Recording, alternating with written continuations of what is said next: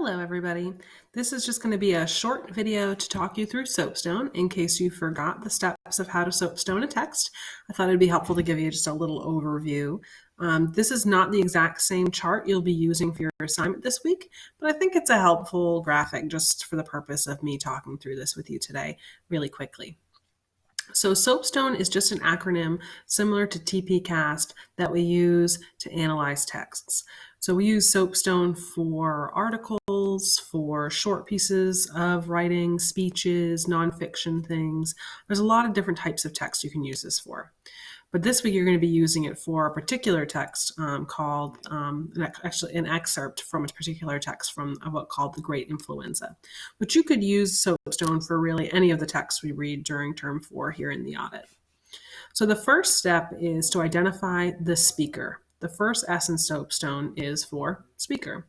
So the first thing to do is to figure out who has written the piece or who is presenting the piece. In the case of this week, it's going to be, obviously I told you it's an excerpt from a book, so the author in this case would be the speaker. But sometimes it's, going to be an actual person speaking it aloud in the case of a speech, or maybe it's a memoir. Whoever's usually crafted it or written it is the speaker. So what can you tell or what do you know about the speaker that helps you understand the point of view expressed? So sometimes there'll be details in the little summary that usually is at the very beginning of the article. They'll give you some hints about how to understand the article, what their point of view may be, because the speaker's point of view may vary the message of the piece. For example, if I wrote an article about remote learning, it might be very different from the article that you would write for remote learning. So it's important to understand that the speaker is Mrs. Harple or is the speaker an 11th grade student in Arlington High School to understand the perspective of the rest of the piece.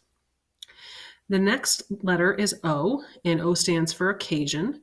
So the next thing we're going to look for is what the occasion of the piece is. So in this case, it's from a book. But, in the future, maybe it's something that's very specific. So if we're using our remote learning example, maybe it's from an article that I've posted in response to the remote learning requirements, maybe in the newspaper or something, right? What is the occasion? What has caused this thing to be produced or this article to be written? So what is the time and place of the text? That's important, right? What's going on in the world?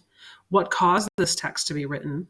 And kind of providing the context of the text, right? In the remote learning example, we have the COVID-19 epidemic, so that's kind of the context, right? I'm a teacher at Arlington High School, and I'm writing this as a response to the new remote learning requirements. The next letter in Soapstone is A for audience. So it's always important to remember, who is this geared toward?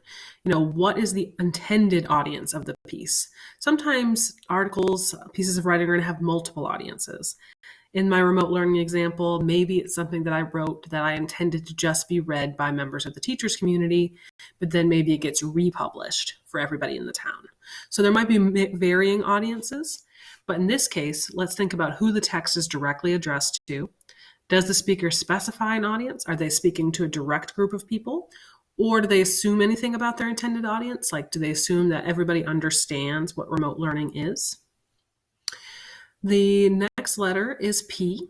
So P is the purpose, and purpose is really tied into these other things. If you've already thought a lot about the S, the O, and the A, the purpose should kind of like fall in your lap.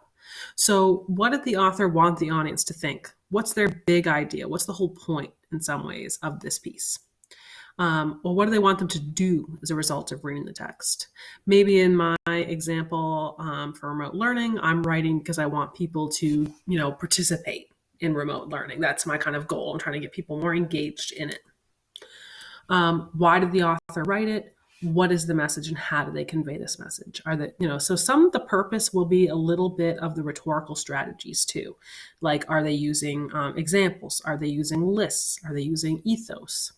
I'm going to repost for you that rhetorical slideshow that I gave you a while ago. So you can go back through and find some of these strategies that you can kind of explain how they do this.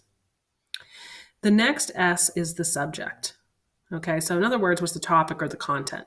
Is it remote learning? In the case of the Barry article you're going to read from Great Influenza, it's about scientific discovery. So that's the topic. But how do they present the subject? All right, does he introduce it immediately? Do you have to make an inference? Do you have to work at it? So this is a little bit more of those strategies. And the last piece is tone, right? And this is the trickiest part. What is the tone? So, what is the author's attitude? Is the author emotional? Are they objective? Are they angry? And we can tell these things by thinking about how you would read this aloud. So, if you were reading it aloud, would it be, how would it sound? Like to somebody who is listening to it. That's a great way to kind of little hack to try to figure out the tone. You always use an adjective to describe tone. So it's going to be something like they use the examples here, objective and angry, but it could be other things like informative, triumphant, excited, things like that. And what details tell us this? How do we know that's how the author feels about the topic? Are there particular words they use? Are there phrases? Is it imagery? Is it examples? How do we reveal tone? So it's important to know when you fill out your own Soapstone chart, and like I said, it'll look a little bit different than this one, but it's pretty much the same.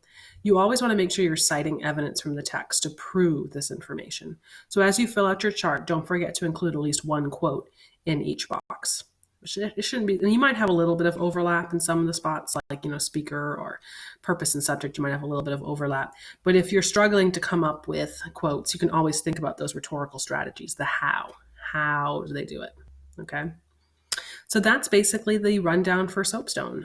If you have any questions and you need any more help, feel free to reach out and I can help you either via email or you can come to my office hours on Mondays or Fridays.